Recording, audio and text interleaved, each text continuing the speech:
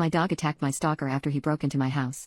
Now my sister-in-law says my dog is too dangerous to be around my niece. A few years ago, I got into a relationship with a man who love-bombed me from the start. The relationship got very abusive and very controlling very quickly. When I finally broke it off a year ago, my ex started showing up to places I was at, trying to get me to take him back. Eventually, it developed into full-on stalking.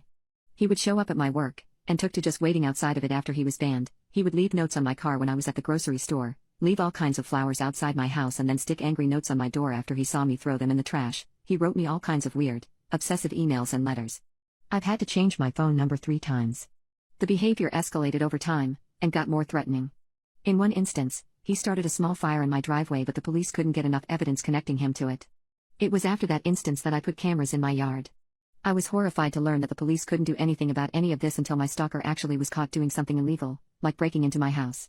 At which point, I might already be dead. I decided I wasn't spending the rest of my life waiting for the other shoe to drop, so I got a firearm and a concealed carry permit, took some self-defense courses, and started doing strength training.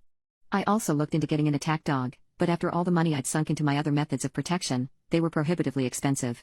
So I went to my local animal shelter and got the scariest, meanest-looking dog I could find. This is where Thor comes in. He's a 120-pound American bulldog, looks like he'd end you on sight, but is basically a gigantic teddy bear.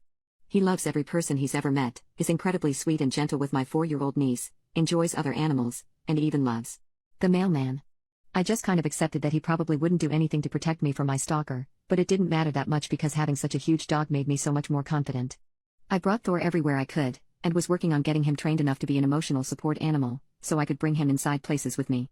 Last month, I woke up in the middle of the night to Thor whining. I was groggy and thought he had to go to the bathroom, so I got out of bed and opened the door. At that point, my house alarm went off and pretty soon after that, I was face to face with my stalker. I started screaming and went to run for my firearm. Before I could do anything though, Thor ran across the room in full attack mode. There was blood all over my living room and I remember my stalker was eventually able to escape, at which point Thor chased him outside and then came back to me. When the police showed up, they said Thor was a hero who'd probably saved my life. In my stalker's car, they found hardcore substances, a firearm of his own, a blowtorch and rope. It looks like he's going to prison for a long time though, so my nightmare is over. Pretty much everyone in my life thinks Thor is a hero, except my sister-in-law. She and my brother have a 4-year-old daughter. She says since Thor has snapped in the past, he could do it again, so he's not safe to have around kids. The way she words this makes me really angry because Thor didn't snap. He saw a stranger break into his home, heard his owner scream in terror, and reacted to defend me, himself, and his house. Nothing about that screams dangerous around children to me, unless my 4-year-old niece is also going to break into my house under the influence with firearms and blowtorches in her car. This is also a very emotional issue for me because Thor isn't just a dog to me. He's my safe place, my hero, the one who protected me and kept me safe when no one else could. I've also gotten increasingly anxious since this happened, and I can't go anywhere without Thor. I barely leave my house, pay to pick up my groceries from the store instead of going in because I know Thor isn't allowed inside, and all my friends know that if Thor isn't welcome in their house, I'm not coming either. I am really going through it, and am working with a therapist to overcome this. But I really need my brother and sister-in-law's support.